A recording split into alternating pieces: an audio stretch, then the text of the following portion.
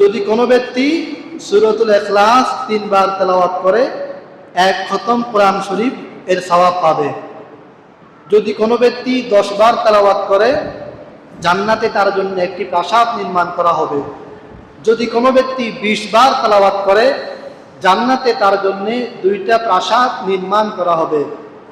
আর যদি কেউ 30 বার তেলাওয়াত করে জান্নাতে তার জন্য 3টা প্রাসাদ নির্মাণ করা হবে।